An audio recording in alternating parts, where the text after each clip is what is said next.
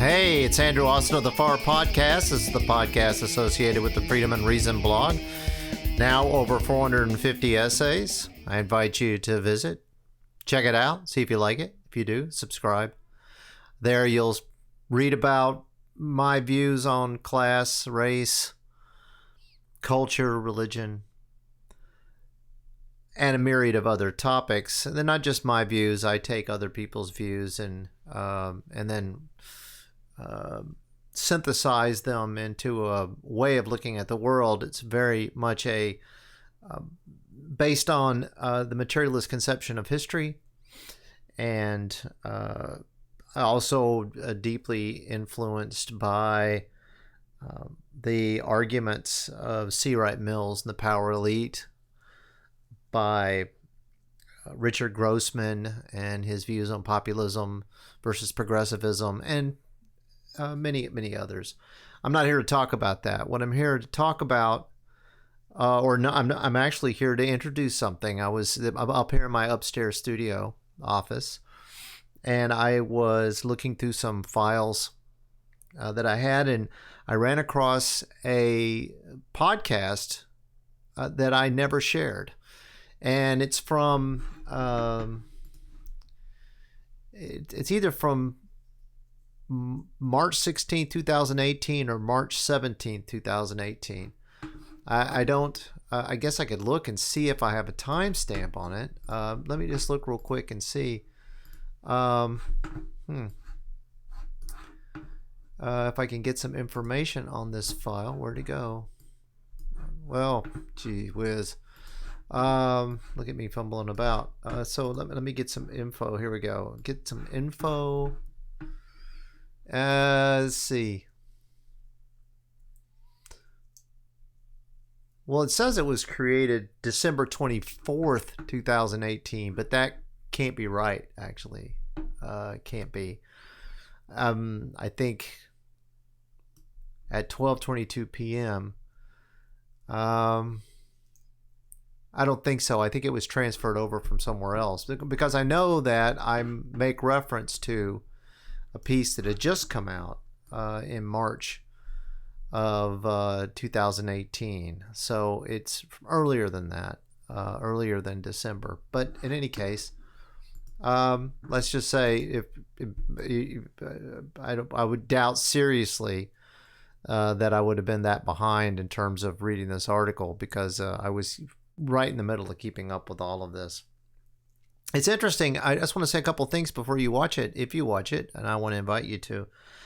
I was trying to kind of think about why it was that I didn't didn't finish it, in terms of, now I do a thing where I have an intro and I go into and I talk. I try to create like the show completely, because one day I want to go live with it. So I do this, kind of getting used to doing production on the fly, and I have a whole new podcasting studio built, and I'm going to unveil that soon, so you'll get a taste of that. I also want to have guests on, so I've set it up in a way where I can do guests both locally, in my studio, and remotely.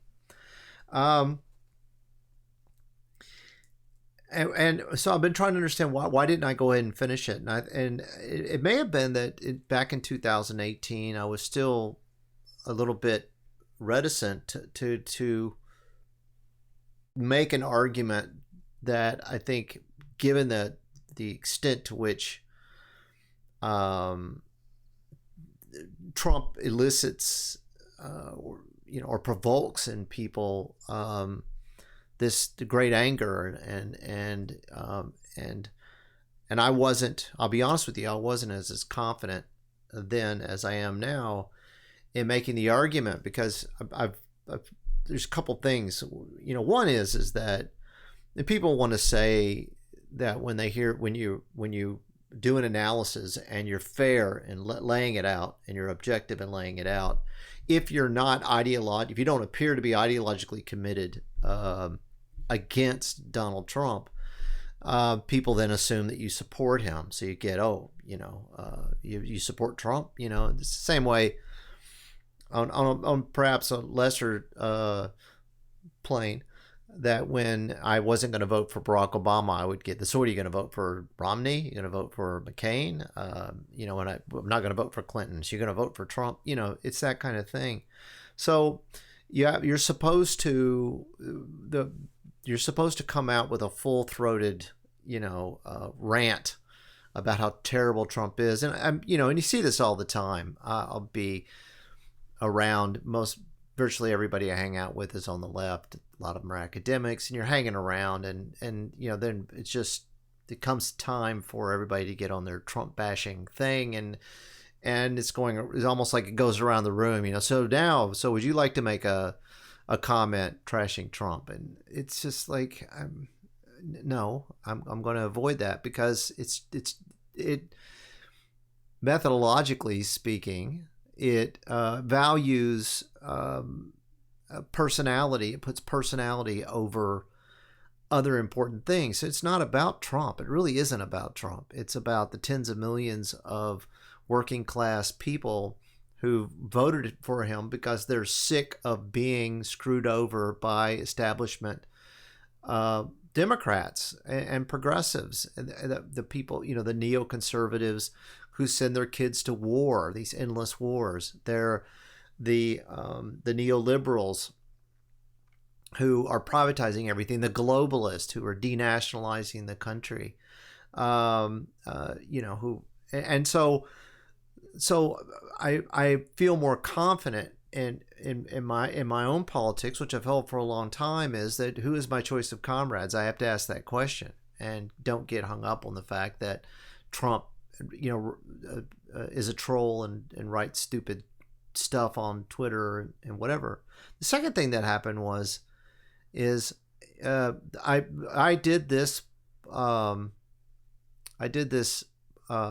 podcast shortly before going to Sweden on my exploratory research trip having to do with the penitentiary system there, which led to my current work right now. I'm on sabbatical and doing that work.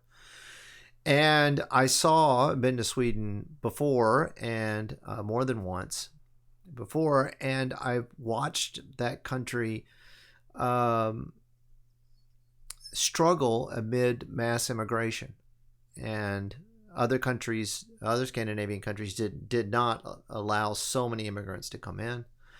And so their societies were able to keep their traditions and keep high standards of living and low crime rates and all those sorts of things. But Sweden has just become a mess. And this was right when we saw the big. I was in Sweden observing these things when everything was falling apart in the United States at the border. In the minds of progressives, the world was coming to an end. Trump was a Nazi. He was running concentration camps. The border patrol were the brown shirts, and just ridiculous things. And I guess being on the other side of the Atlantic Ocean and watching this from a distance, walking around in Stockholm, and particularly at the border on the West Coast, and looking at the situation and speaking with police officers there and prison officials and so forth, and this is in a country which I think everybody would agree is a lot more to the left and more progressive in that sense than the United States. And here I was watching the Democrats freaking out over something that the only sane position that anybody was articulating was the position of the so-called deplorables, the working class, and the people who supported Donald Trump. And I thought, well, okay. And so that emboldened me, and that's when I resurrected my blog and started blogging on these issues, and going back and curating some of the better blog entries from my previous blog, which was on Blogger, and then writing a whole slew of new blogs almost every day when I could on WordPress, and you can see that's at andrewaustin.blog.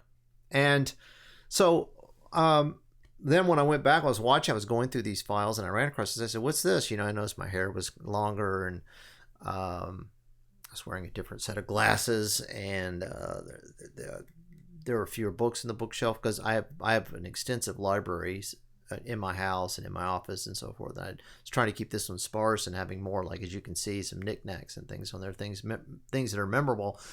But more books have been moved up here as I've used this office, space more to do work in. And I'm watching it. And I'm going, why didn't I post that at the time? Was it because I forgot about it? I don't think so. I think it's probably because I was less confident and less brave in sharing what were emerging as my views about this. And it's a shame because it's actually shouldn't be controversial at all. So I just want to tell you real quick that when you watch it, I'll introduce the topic, and then very quickly I'll shift, and you'll feel like it's not a relevant thing. Why are you talking about the work you did with anti-environmentalism and your Gramscian analysis and all this stuff? Or in fact, in listening to it, I may say Gramscian. I'm trying to pronounce it the right way. And the reason I do that is because I feel a need to explain my methodological theoretical framework that I'm using when I study the power elite, that kind of power. Oh, and I should also mention, I forgot to when I was talking about C. Wright Mills and Richard Grossman. Also, what's impacted me a lot is Sheldon Wolin's Democracy Inc. It's very powerful work. Anyway, so I spend some time doing that. And so be patient. If you think I've shifted gears, I've lost the train, you're like, why are you talking about that? I just didn't. I don't announce. I don't, make it explicit that that's what I'm doing. So then I turn back to a discussion of the topic I start off with, which has to do with Donald Trump, Russia, and then I quote this the Hill article, which I have up here. This is where I think the date is where Trump sanctions Russia for participating in election meddling. And so why is he doing that? Is he trying to tamp down criticisms of his involvement, whatever? And I give you the analysis that you see here. Okay, so enjoy. Subscribe to my blog, and I will see you next time, and I'll unveil the new studio later. Some of you have heard about the news that Trump has enacted sanctions against Russia for meddling in the election. Reading the Hill, just to quote the first paragraph, the White House sought to quash suggestions that President Trump is too soft on Moscow Thursday, ordering sanctions against Russians alleged to have participated in election meddling and joining allies to condemn the Kremlin for an attempted murder in Britain. Goes on to say that the move takes many skeptical observers by surprise, given that the administration has long been accused of being too sympathetic to Russian President Vladimir Putin. Now, my own view is that Trump's stance towards Putin and Russia has actually been a good thing to the extent that it ratchets down the potential for war. Russia remains a nuclear power, and we should be concerned about antagonizing a situation which could bring us to the brink of nuclear war. These are the nuclear war and the coming environmental holocaust are the two big things we need to be concerned about. There seems to be no will among political elites to deal with certainly the problem of global warming, but there was some hope that Trump would tamp down the antagonisms that the establishment of the United States and the general stance of the West towards Russia to tamp down the antagonisms that are sought in that regard. The Russian question is an interesting one, and I think we should talk about it for a minute. Why is it that Russia is scapegoated for the problems that the establishment has faced um, in recent electoral politics? Certainly, why has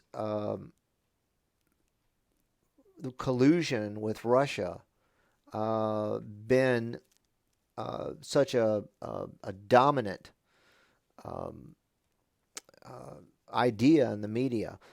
They've been pursuing this rather relentlessly, and I want to, in order to talk about it, I want to start with this idea that the Russians interfered with the U.S. Election in any significant way. That is, that Hillary Clinton lost because Russians meddled in the election. And there's a short animated film that's being shared widely on Facebook. I'm seeing my leftist friends on Facebook, many of them sharing this, and pointing out that it really helps us understand the problem with Russia, and they're not critical of it. They find it compelling, and the argument in the animation, and it's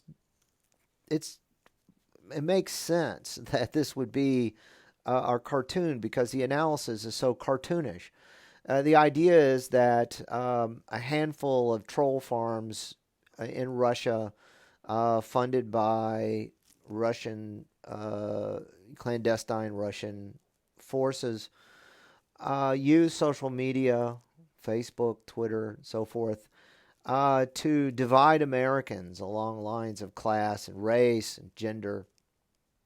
And by disuniting America, and I guess the united America would vote for Hillary Clinton. By disuniting America, they were able to get Trump into office, which is what they wanted. And when from the very beginning of this, the whole thing has struck me as ridiculous. Watching this animation just sort of points out, right, the absurdity of the whole thing. Although this animation takes itself seriously, whoever made it believes that this is true, and I'll grant that it's true that there are troll farms and that they used bots to amplify their divisive messages and all of that, but that this could have an effect on the U.S. election.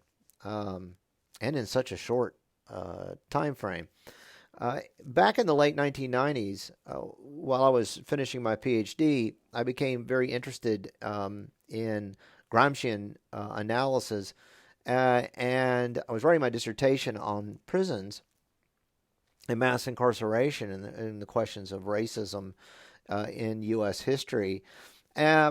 But I also I was sort of, my two emphases were political economy and criminology, but I had sort of an informal emphasis in environmentalism, environmental sociology. And I took courses in environmental sociology, and I wrote a paper which my professor thought was quite good on the U.S. anti-environmental counter movement, suggested I send it off. And it came out as a publication in 2002. It's been widely read and cited. And the model that I use has been used by other scholars investigating this. And so I adapted it from Gramsci. And the idea was how, the idea that the ruling class doesn't just suppress its opposition, it has to lead the general population. So how does it get everybody, or most everybody, to get behind its interest and its agenda? And this is what Gramsci describes as hegemony, right? So you have the iron fist of force that the state can use, or that the ruling class uses through the state, but you can wrap that iron fist in a velvet glove, and you can manipulate people, stroke people, right, into submission by getting them to believe that your interests are their interests, right? So you have to dominate the opposition, but you also have to lead the general population. And the way, and I took the anti-environmental counter movement as my subject. I was interested to see how it is that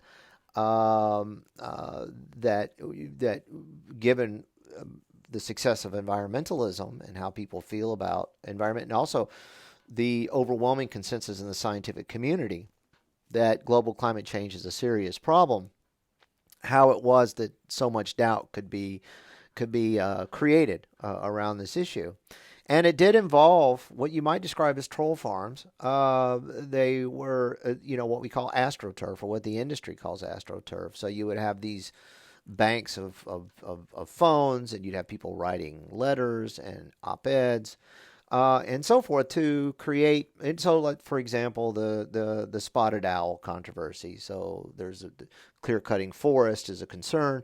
But the industries that clear-cut forest want to keep clear-cutting forests. So in order to get rid of regulations or prevent regulations from being in place, they talk about the loggers and their work and how these environmentalists are trying to destroy the livelihood of the loggers.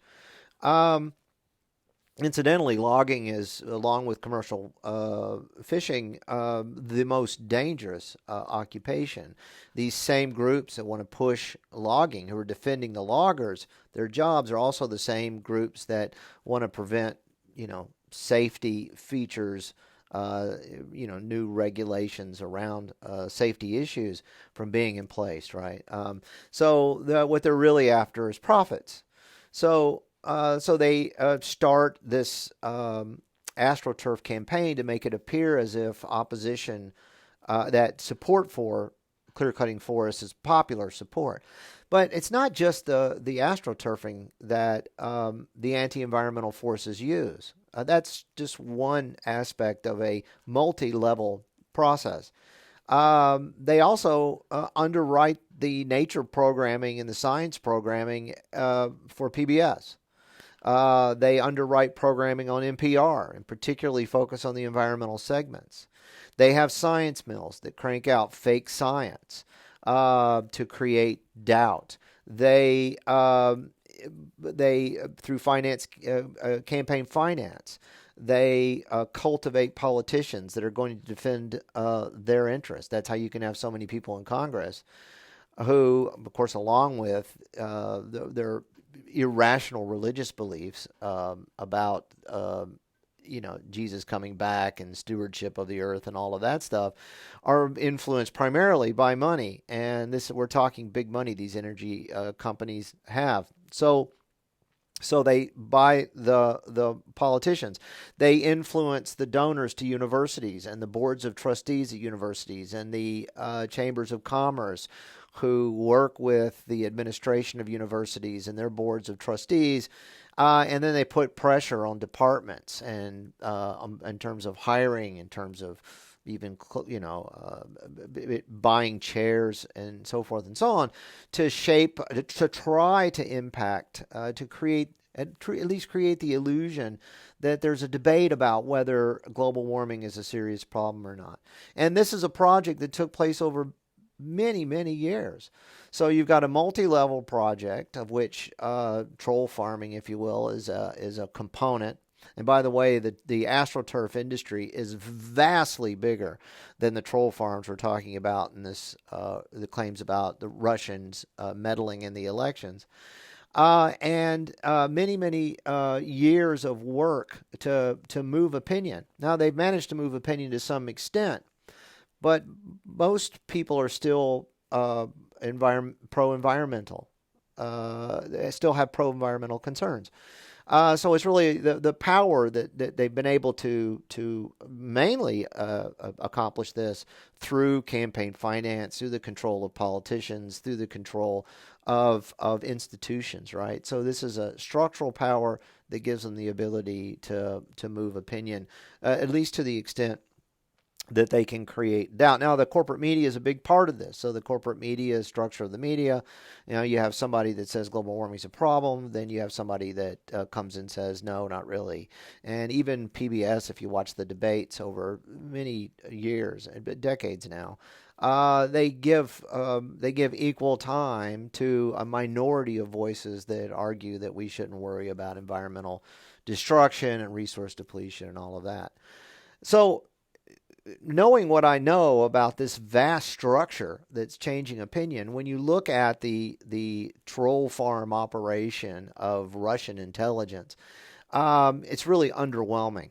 And the idea that in such a short frame of time that these efforts on social media could change the opinion to such an extent that Hillary Clinton would lose the election is rather absurd. It's also absurd to believe that the United States is unified and that these kinds of efforts are what creates our divisions or even significantly exacerbates the divisions we have in race, class, gender, sexual orientation, and so forth. It's also ridiculous to suggest that the Democratic Party is representative of what you'd imagine to be a united America, given that the Democratic Party is a bourgeois party. It's a capitalist party. It's funded by corporations and represents their interest.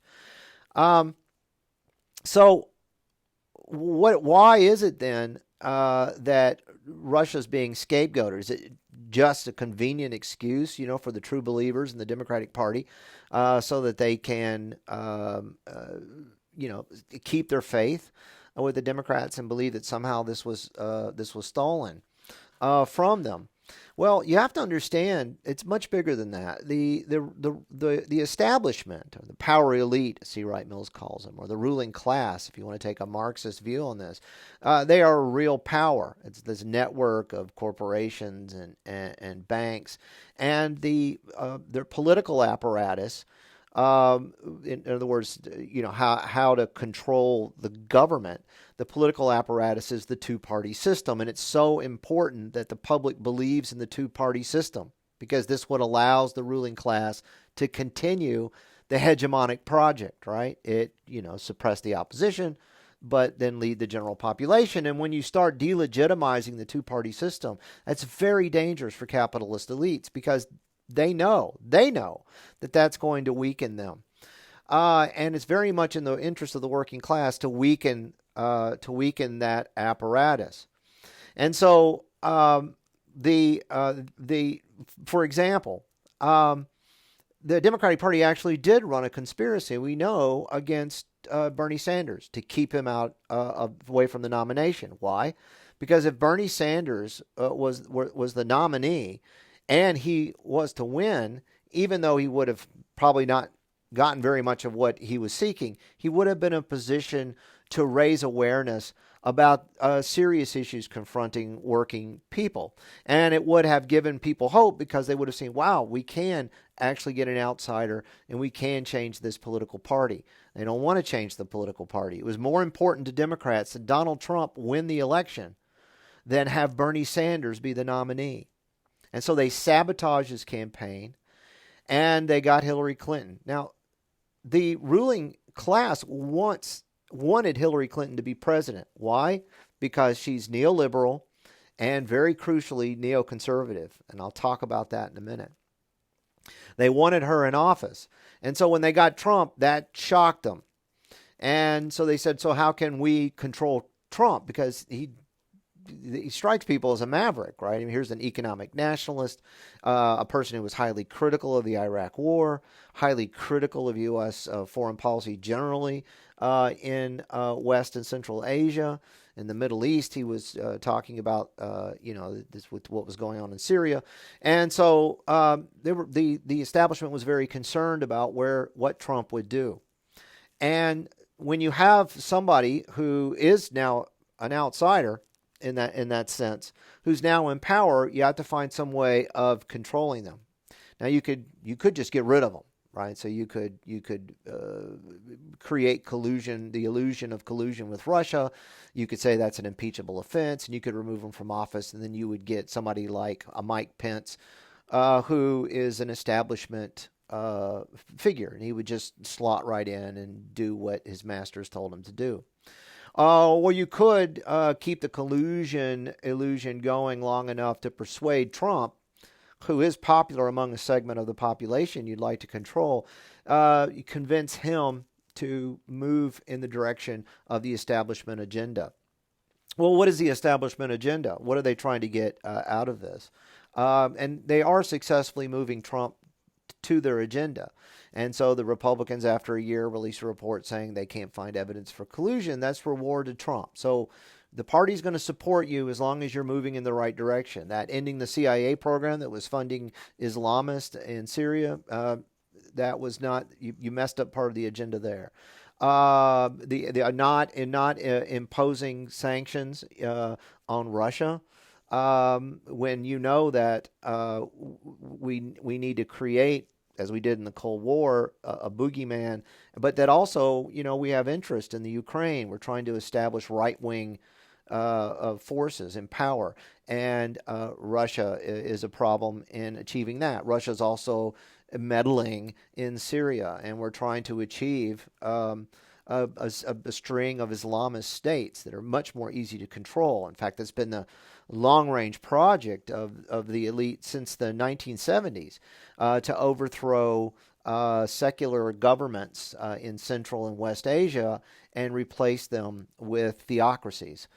So we've been funding Islamists and promoting, in fact, promoting sympathy. This is what this Islamophilia is all about, is promoting sympathy for Muslims, so that people will accept, even accept in our own culture, the most conservative elements, that the conservative Islam, the Islamists, are presented as Islam proper. And that's part of deepening the hegemonic support around the agenda of the ruling class. And this begins in the 70s. So neoliberalism is a project to de-evolve public structures in order to privatize those systems, right? Education being one of the most important, but healthcare, obviously, and Obama, for example, the Affordable Care Act was a step in the privatization of healthcare, and they also want to privatize Social Security and so forth. So that's a long-standing goal. It goes back decades. The process works pretty well if you have Republicans at the state level. In those states that you can get Republicans into power, they're very good at dismantling public systems and privatizing them. In those states that won't put Republicans into power, then you have to cultivate neoliberal Democrats. So Democrats who will do the same thing, right? So they've got it at the state and local level, and they work with the chambers of commerce. They work with school boards, city councils, and so forth to carry out this agenda. And of course, the corporate media support them all the way. Even the liberal media or left-wing media talks about Social Security and these other public programs as being the drivers of the deficit, and they don't criticize military spending and so forth. And they're just fine with having Republicans in Congress as well, but they like having Democrats in the presidency because Democrats represent feminists, African Americans, Latinos, Chicanos, gays and lesbians, transgendered people, and so forth and so on. And so the Democrats paint this very compassionate rainbow coalition that then they can portray themselves, these neoliberal policies, as being the work of the compassionate party, the party that cares about people. And labor unions, they have labor unions in tow, so they can also say, see, we support working people. When, of course, they're funded by corporations. They do corporate bidding. If you look at objective analysis of how policies work, the vast majority do not get the policies they want. A tiny minority, the minority of the opulent, the capitalist class, get virtually everything they want, and they just as well through the Democrats as they do through the Republicans. And so this is also true for the foreign policy. So neoconservatism emerges. It used to have a different name. It was called Cold War liberalism, and before that it was liberal internationalism. And this has been run by the Democratic Party because they're the party of imperialism and war. I mean, don't forget that Vietnam was ramped up by a Democratic president, very liberal president. And so when the Democrats started to listen to the anti-war voices, and McGovern emerged, that freaked the ruling class out. And so they mobilized very quickly as an organization called the Trilateral Commission, which published a book called The Crisis of Democracy. And the director of the Trilateral Commission was Zbigniew Brzezinski. And they tapped Jimmy Carter to be the Democratic nominee. Jimmy Carter was a conservative Democrat. They tapped him, and they staffed his White House with trilateralists. And Zbigniew Brzezinski became his national security advisor. And they're the ones who started the Afghanistan affair. They drew the Soviet Union into Afghanistan, destabilizing the secular state there. And funded the Islamist forces, right? And so also in the 70s, there was Scoop Jackson, a Democrat, and this is where neoconservatism, this idea comes from, had cultivated a whole, if you will, army of intellectuals who were very aggressive in Cold Warriors in that sense. And so when Carter lost to Reagan, they moved from the Democratic Party into the Republican Party and began to develop the foreign policy of the Reagan administration. And then through Bush 1. And then when Clinton was elected, they felt out of power and alienated, and so they formed a group called the Project for New American Century, and then continued to push policy in the direction they wanted. And they pushed Clinton to some degree in the neoconservative direction. Now, Clinton didn't need any encouragement to be a neoliberal, as we know. And this neoconservative direction you could see in the bombing of Serbia, for instance, and other Clinton policies, and certainly carrying through the sanctions in Iraq, which had devastating consequences. Hundreds of thousands of people died. Madeleine Albright, his Secretary of State, was just fine with that. And then when Bush, too, came into power, George W. Bush, they surrounded his team with this Project for New American Century crowd. And so neoconservatism, they now had a front store, if you will, to project their power. And that's what invading Iraq was about. And that's what, when Obama came into power, he continued the neoconservative agenda. That's what Libya was about, and that's what Syria is about. And I've already talked about that a little while ago. So the idea is to undermine secular states and establish theocratic states. You can control them more easily because you don't have to worry about the opposition of the people, particularly given the depth of commitment to Islam. Right, and the extent of fundamentalism and the extent of patriarchal control. So it's a population that's much easier to control, and if they get out of hand, then you can overthrow them because they're a source of terrorism, because they're Islamists and so forth. All right, so they really have it. They really have it both ways when it comes to the question of Islamism and their grand agenda. And so when you have, so again, the collusion, painting the collusion with Trump, between Trump and the Russians, allows the ruling class to control Trump. And this helps us understand, as we just have seen, why it is that Trump is moving to impose sanctions on Russia, because he realizes, he's been told. It's also why you see such a dramatic turnover. You have to get Bannon out of there. Bannon is not with the agenda of the ruling class. They don't want to see that. They don't want to see economic nationalism. They don't want to see an argument that would encourage the U.S. to pull back from the war. What they want, they are imperialist. This is about imperialism, and war is an instrument of imperialism. And imperialism is just a fundamental aspect of the history and workings of capitalism. And so any president who gets in, and this is why you're hearing, and the left is saying it too, that because of Trump, we're losing our standing in the world. We're no longer seen as the leader of the world. What does it mean to say that you're the leader of the world? What that means is to say that you are the dominant imperial power in the world. that the United States is the world hegemon.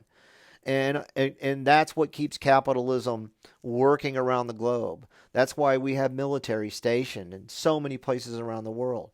We are the military establishment of the global capitalist system, or the transnational capitalist system, right?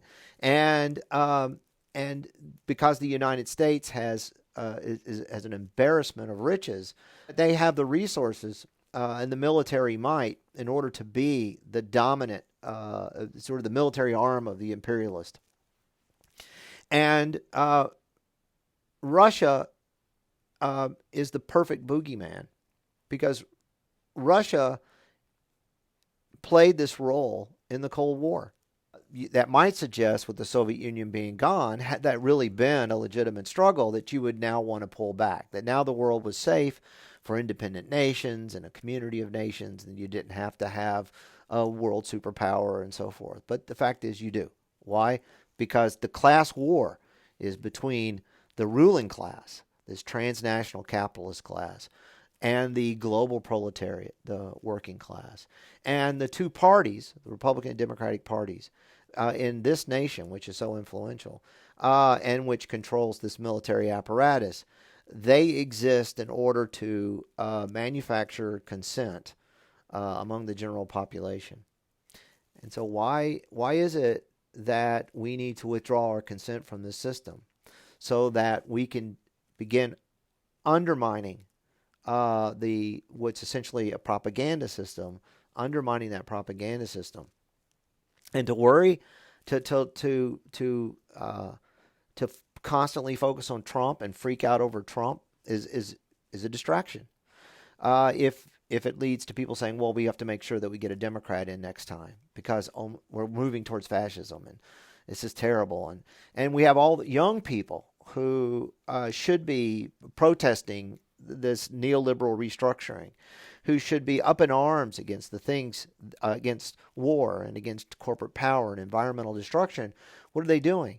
They're organizing themselves into anti-fascist street gangs and punching Nazis in the nose, and they think that that's activism. They think that somehow Richard Spencer is a greater threat than the corporate powers that are shaping the world. Right? That not understanding that Donald Trump is in power only as long as he does the bidding of the ruling class.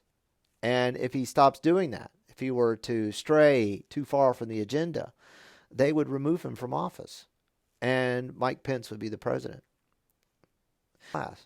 You're only going to take the government back and bring it to the people through another political movement.